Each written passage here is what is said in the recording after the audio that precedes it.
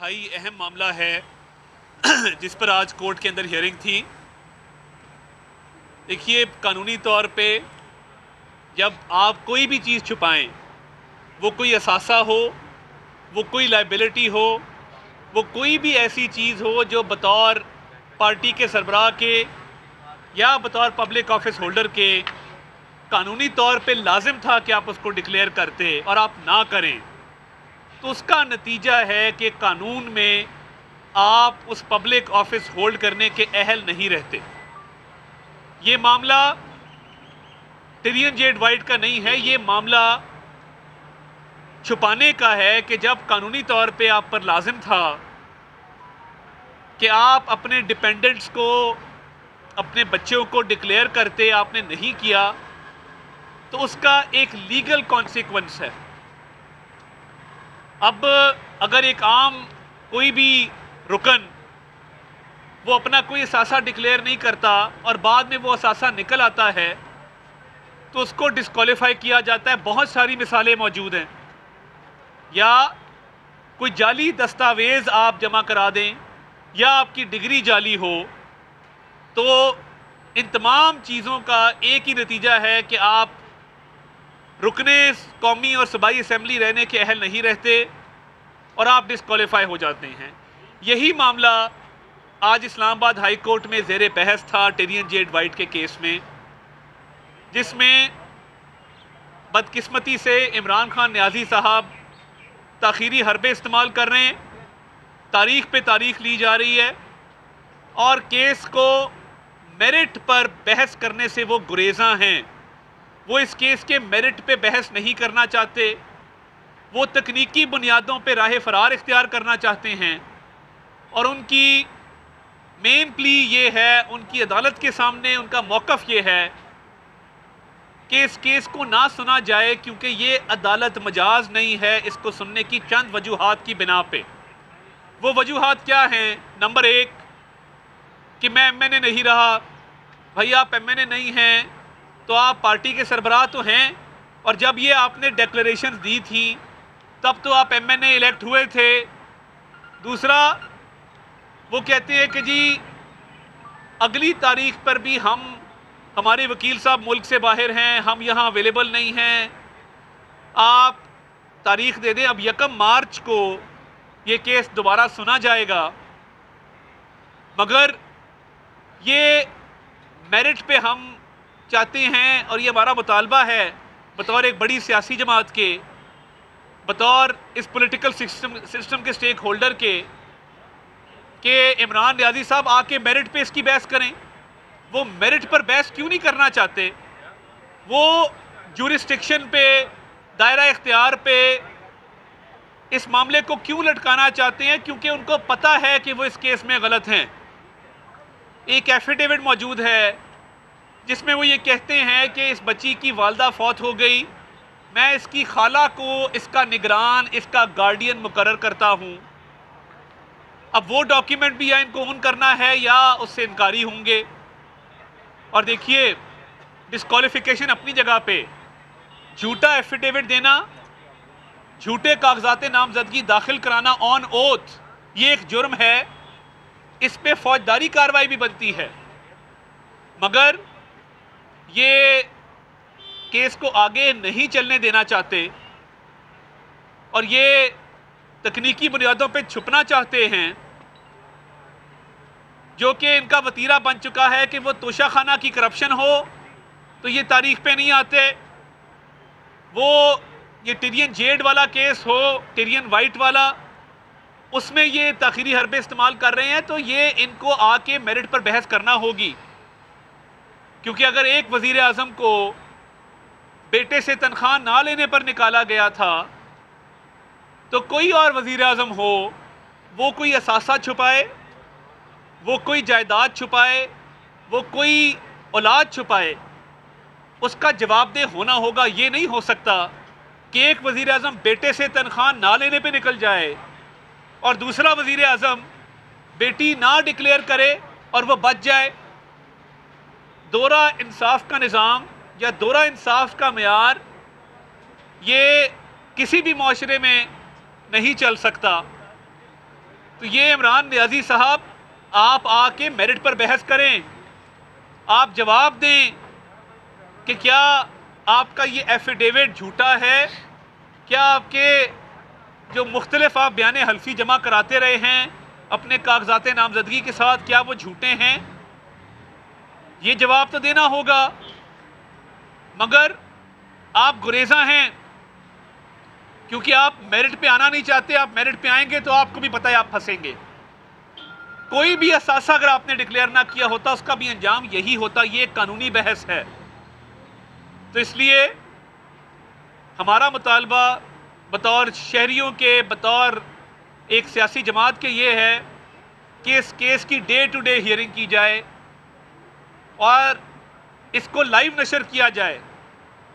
क्या अमर माने है कि ये केस लाइव नशर नहीं होता ताकि लोग देख सकें कि इमरान खान साहब क्या ताखीरी हरबे अपना रहे हैं, किस तरह कोर्ट से तकनीकी बुनियादों पे रिलीफ लेने के लिए कोशां हैं और मेरिट पे इस केस को नहीं सुनवाना चाहते। तो ये बिल्कुल एक कानूनी बहस है जो पाकिस्तानी अवाम भी देखे और कानून सबके लिए बराबर हो। यही हाल तोशा खाना का है, उसमें अरबों रुपए की करप्शन है, मगर जिस दिन फ़र्द जुर्म आयद होनी होती है अदालत में पेश नहीं हुआ जाता, कोई ना कोई बहाना बना लिया जाता है। उसको भी डे टू डे चलना चाहिए। क्या मियां नवाज शरीफ साहब का ट्रायल रोज़ाना की बुनियादों पर नहीं चला? क्या वो रोज़ाना लाहौर से इस्लामाबाद आकर एहतसाब अदालत में नहीं पेश होते रहे? क्या उन्होंने एक भी दिन कोर्ट को कहा कि मैंने पेश नहीं होना? क्या उन्होंने एक भी दिन तकनीकी बुनियादों पे अपना केस उसमें ताख़ीर करने की कोशिश की या तकनीकी बुनियादों पे कहा कि कोर्ट का दायरा इख्तियार नहीं है? उन्होंने बहादुरी के साथ, हिम्मत के साथ, दलेरी के साथ केसेस का मुकाबला किया।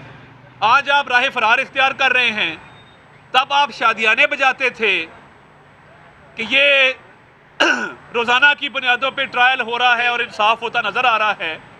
जब अपनी बारी आई है तो तब कोई इंसाफ नहीं है। जब अपनी बारी आई है तो आप इसको ताख़ीर का शिकार करना चाहते हैं। फॉरेन फंडिंग केस में इमरान नियाज़ी ने उस केस को 6 साल चलाया। 6 साल। अब जिस शख्स ने उस केस को 6 साल चलाया और ताख़ीर का शिकार किया, उसको बुरी आदतें पड़ गई हैं।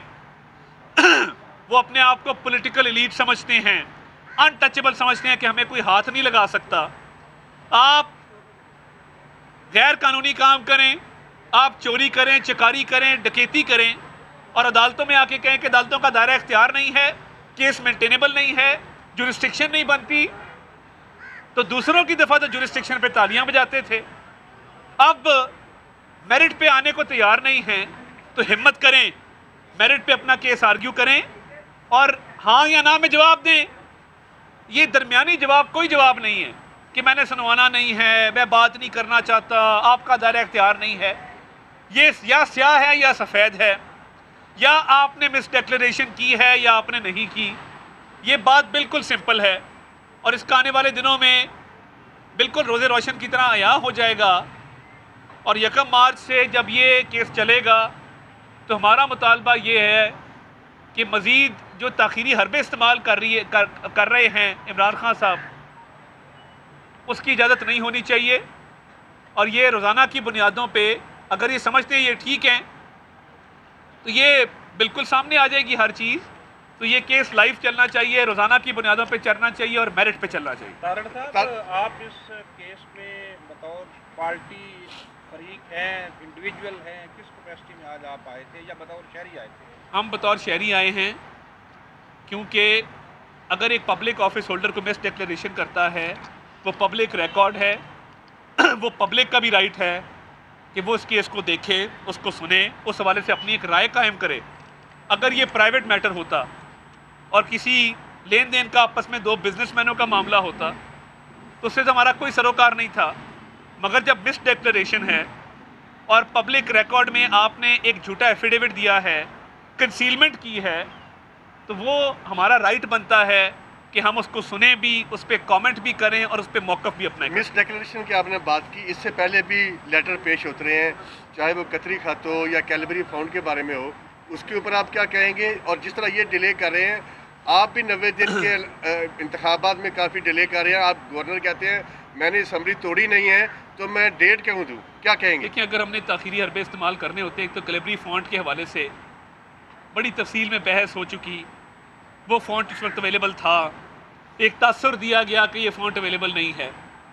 और कैलिबरी फ़ॉन्ट के हवाले से मैं इतना कहना चाहूँगा कि आज जब एवनफील्ड की अपील डिसाइड हो चुकी, कहाँ पे हैं वो प्रोसिक्यूटर्स, कहाँ हैं वो वकला जो कहते थे कि ये इसकी मनी ट्रेल अवेलेबल नहीं है, ये एसेट बियॉन्ड मीन्स है। वो केस मेरिट पे डिसाइड हुआ और उस पर मरियम नवाज शरीफ साहिबा ने कैद भी काटी, कैदोबंद की सहूलतें भी बर्दाश्त की, और उसके बाद जब मेरिट पे केस आर्ग्यू हुआ तो पता लगा इसमें है ही कुछ नहीं। तो हम तो रोज़ाना की बुनियादों पे अदालतों का भी सामना कर चुके हैं, कैद भी काट चुके हैं, डिस्क्वालिफिकेशन का सामना भी कर चुके हैं। तो इसलिए हमने अगर ताख़ीरी हरबे इस्तेमाल करने होते तो आज भी इस केस के साथ यही बेंच एवनफील्ड का केस सुन रहा होता। तो अब इनकी बारी आई है, कम अज़ कम हौसले, हिम्मत, सब्र के साथ इन तमाम बातों का जवाब दें। और गवर्नर साहब का जवाब गवर्नर साहब देंगे, वो बतौर गवर्नर अपना एक आइनी हक रखते हैं, मगर मेरा बतौर स्टूडेंट ऑफ लॉ के उस पर यही मौक़िफ़ है कि गवर्नर ने डेट तब देनी होती है जब गवर्नर ने डिज़ोल्व असम्बली की हो।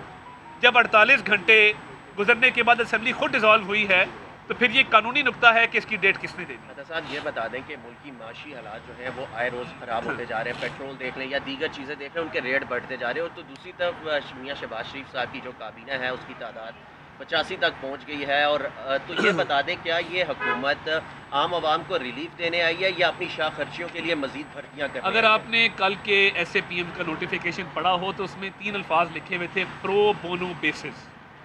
प्रो बोनो बेसिस का मतलब ये है कि इनकी अपॉइंटमेंट्स पे ना कोई तनख्वाह होगी, ना कोई खर्च होगा, ना कोई सरकारी पेट्रोल होगा, ना बाकी मामला होंगे। तो देखिए, इत्तेहादी हुकूमत है, हमारी भी अपनी एक पार्लिमानी पार्टी है, तो ये कोई अचंभे की बात नहीं है। दूसरी बात ये कि जब हम इस मुल्क की भागदौड़ छोड़ के गए थे तो उस ज़माने में 2018 में सब चीज़ें ठीक थी। उस शानदार इमारत को तबाह करने में, मुनहदम करने में इमरान नियाज़ी साहब का हाथ है। IMF के पास हमने तो नहीं कहा था कि हम खुदकुशी कर लेंगे, IMF के पास नहीं जाएंगे। IMF की जायज़ नाजायज़ जो भी शराइत थी उस पर हर किसी की राय हो सकती है, वो इमरान नियाज़ी साहब ने कबूल की।